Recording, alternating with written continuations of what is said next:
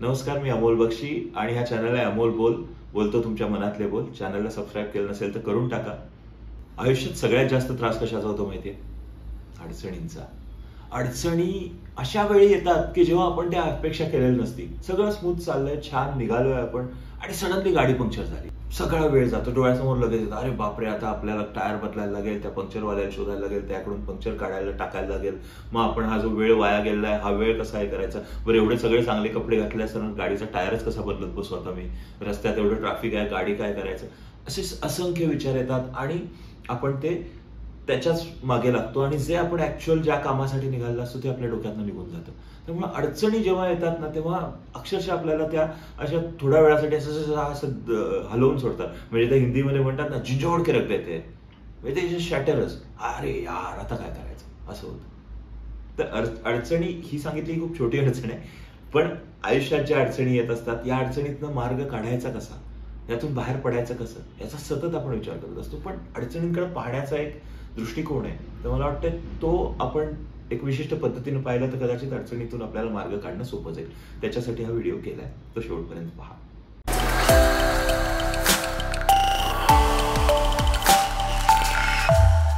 आपण अडचणींविषयी बोलतोय. पहिलंच उदाहरण दिलं ते पंक्चरचं. पंक्चर ही खूप किरकोळ अडचण आहे, पण असं होतं की आपण खूप स्मूथ चाललेलं असतं. आयुष्यामध्ये आपण शिक्षण घेतो, काहीतरी एक विशिष्ट शिक्षण घेतो, त्यातलेच आपल्याला एक जॉब मिळतो, आपण तो जॉब चांगल्या पद्धतीने करायला लागतो, त्याच्यामध्ये प्रमोशन्स मिळतात, सगळं छान चाललंय.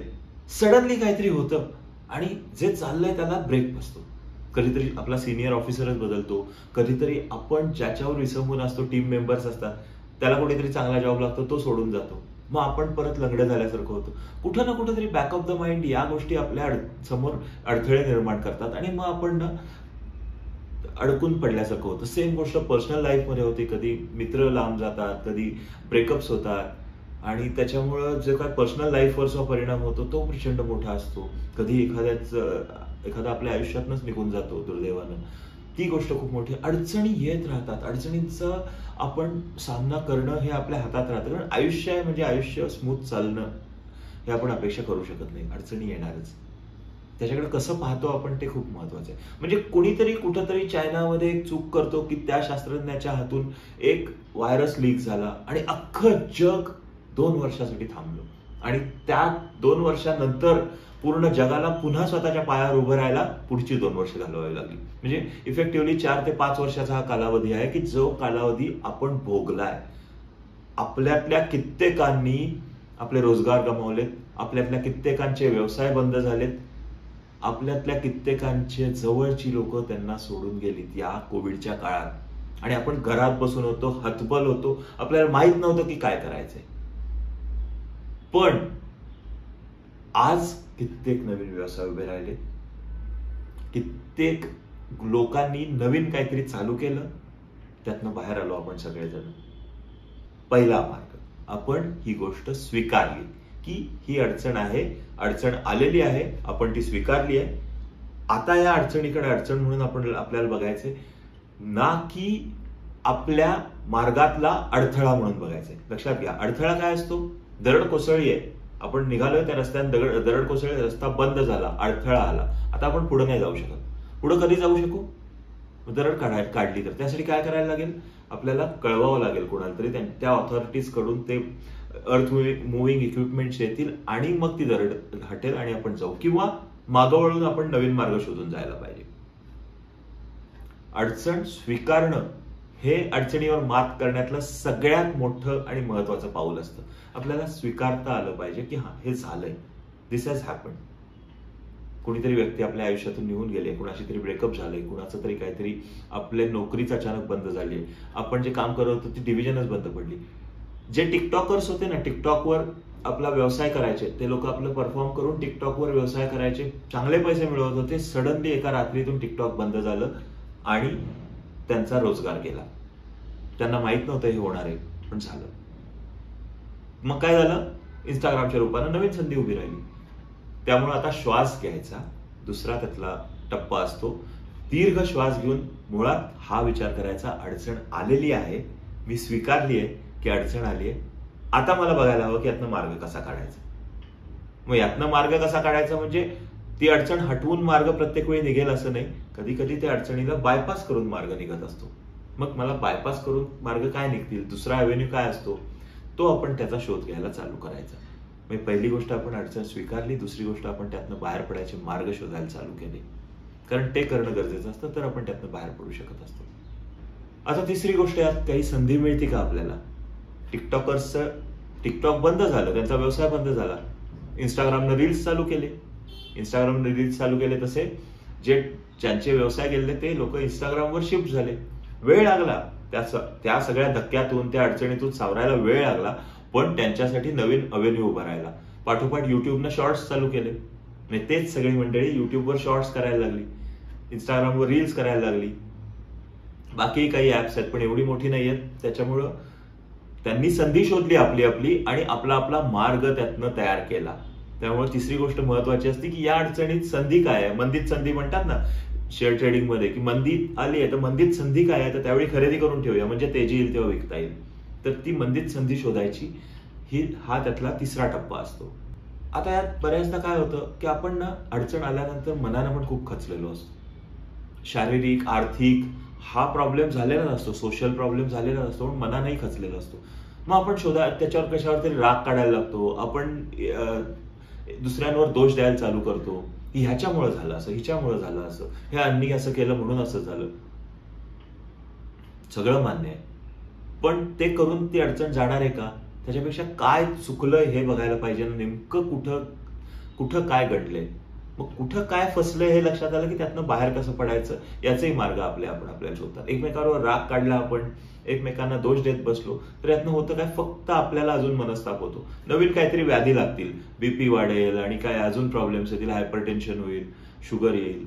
ते सगळं टाळण्यासाठी आपल्याला शांत राहणं गरजेचं आहे. सगळ्यामध्ये आपल्याला शांत राहून मार्ग काढायचा आहे. त्यामुळे शांत राहणं, मनाची स्थिरता हा यातला सर्वोत्तम उपाय असतो. आता जेव्हा मगाशी म्हटलं अडचणीचा उपयोग करून संधी काय निर्माण करता येईल, नवीन काय करता येईल, जसं मी माझ्या बाबतीत सांगितलंय, मागेही सांगितलंय की माझी पायाची करंगळी फ्रॅक्चर झाली, मला जबरदस्तीची घरात विश्रांती घ्यावी लागली. मग मी काय चालू केलं, तर इंस्टाग्रामचं मराठी पेज चालू केलं, ज्या पेजला आज 9 महिन्यामध्ये 1,00,000 फॉलोअर्स आहेत. युट्यूबचं पेज चालू केलं, याच्यावरही चांगला रिस्पॉन्स आहे. काहीतरी नवीन सापडलं ना मला, म्हणजे माझा व्यवसाय चालू होता तो चालूच होता, आणि शिवाय त्याच्या जोडीला मला हे नवीन सापडलं, त्याचे वेगळे जे काही फायदे आहेत ते फायदे हळूहळू मिळायला लागले, म्हणजे एक नवीन क्षेत्र माझ्यासाठी तयार झालं. तेच आपण करू शकतो. मग याच्यात तसं काय करायचं हा प्रश्न पडतो कधी कधी. याच्यासाठी तज्ज्ञ लोक आहेत, तज्ज्ञांचा सल्ला घ्यायचा. मी पण आपल्या क्षेत्रातल्या काही तज्ज्ञांचा सल्ला घेतला, त्यांना विचारलं की अरे काय करता येईल, जे आधी ज्यांनी ऑलरेडी ग्रो केलं होतं, जे एक्सपर्ट्स होते, तर त्यांनी मला चांगलं गाईड केलं. सारंग साठे वगैरे या लोकांनी मला त्यांनी खूप चांगला सल्ला दिला, काही गोष्टी सांगितल्या. मग त्याच्यामुळे मला त्या पद्धतीनं बदल करून करता आलं. तर आपण त्या व्यवसायातल्या तज्ज्ञांचा सल्ला घेतला तर डेफिनेटली आपल्याला त्यांच्याकडून मदत मिळेल. कुटुंबियांचा सल्ला घेऊ शकतो. बऱ्याचदा आपल्याला दिसत नाहीत त्या गोष्टी, आपल्या जवळच्या माणसांना, आपल्या मित्रमंडळींना दिसत असतात, त्यांचा सल्ला घेऊ शकतो की आता हे झालंय, हे असं आहे. आपण काय होतं, आपण बोलायला कचरतो, आपण प्रश्न विचारायला घाबरतो, आपण आपली परिस्थिती दुसऱ्याला सांगायला घाबरतो, कारण आपण भीती वाटत असती यांना आपण हे सांगितलं तर त्याचा गैरफायदा घेतील का. होऊ शकतं असं, पण मग त्याच्यासाठी आपल्या विश्वासातली 2 माणसं तरी असतात, त्या 2 माणसांना का असेना पण आपण सांगायचं, त्यांच्याकडनं मदत घ्यायची. आणि जे तज्ज्ञ असतात, जे एक काही फीस घेतात आणि आपल्याला सल्ला देतात, ते तर पूर्ण प्रोफेशनल असतात. त्यामुळे तिथं आपली फसवणूक होण्याचा प्रश्नच नसतो. ते आपल्याला सांगतात आणि आपल्याला त्याच्यातून जे काय नॉलेज द्यायचं ते देतात. या तज्ज्ञांची निवड करणं आपल्या हातात आहे, चांगला निवडायला पाहिजे, त्याचा पूर्वानुभव बघायला पाहिजे, ते करता येईल आपल्याला. आता जेव्हा आपण नव्यानं काही करणार आहे तेव्हा काय करणार आहे ह्या गोष्टी आपण लिहून काढायला पाहिजेत. ही एक जी मेथड आहे, मी मागे पण सांगितलं होतं की लिहून काढायचं. बऱ्याचदा असं होतं ना, लिहिण्याला आपण खूप दुर्लक्षित करतो. लिहायला पाहिजे. म्हणजे मी माझी रोजची कामं आहेत ना, रोज ही कामं आहेत ना, I will show it to you, ही पूर्ण लिहिलेली असतात माझी कामं, आणि जी झाली कामं त्याला मी स्ट्राईक आउट करत जातो. काही याच्यामध्ये कमीपणाचा नाही, ह्याच्यात फार वेळही जात नव्हतं. मला मागे मी लिहिण्यावर एक व्हिडिओ केला, तेव्हा मला लोकांनी कमेंट केलं होतं एवढा वेळ कोणाकडे. आपल्याला काय काम असतं, हेच तर काम आहे ना, आपल्याला कामच लिहायची असतात. त्याच्यावर 5 मिनिटं लागतात लिहायला रोजची. आणि लिहिलेलं काय होतं, डोक्यातला विषय असतो तो कागदावर जातो, डोक्यात राहत नाही, त्याची खिचडी होत नाही, आणि मग व्यवस्थित आपण त्याच्यावर काम करू शकतो. त्यामुळे लिहिलेलं पाहिजे. लिहिलेलं असेल तर त्याचा फायदा हा होतो की त्यातली जी 10 गोष्टी आपण लिहिल्या की या करू शकतो, तर त्यातल्या ऍक्च्युअल किती करू शकतो त्या गोष्टीची प्रायोरिटी ठरवायची, प्रेफरन्स ऑर्डर ठरवायची. त्यातल्या इमिडिएट किती करू शकतो पहिलं पाऊल उचलू शकतो का, त्या आधी करायला चालू करायच्या. तर असं आपण लिहिण्याचे ते फायदे आहेत, त्यामुळे लिहून काढायला पाहिजे त्या गोष्टी. त्यानंतर होतं असं की बऱ्याचदा आपण इतके खचलेलो असतो की आपल्याला ना छोट्या छोट्या ज्या गोष्टीत आनंद मिळत असतो त्या गोष्टींकडे दुर्लक्ष होतं. आपल्या लक्षातच येत नाही की ह्या गोष्टी पण आहेत ज्यातून आपल्याला आनंद मिळू शकेल, या गोष्टीतून मनाला उभारी येईल. आणि आपण एक काहीतरी मग असं मोठं टार्गेट ठेवलेलं असतं, कारण आपण इतक्या त्या अडचणीत असतो, जगानं आपल्याला इतकं हिणवलेलं असतं, नावं ठेवलेली असतात. आपल्या डोक्यात ते एक असतं की मी ह्याला दाखवतो, त्याला दाखवतो. या सगळ्यापेक्षा आपण आपल्याला काय करणार आहे, आपल्यासाठी काय करणार आहे हे बघतच नाही.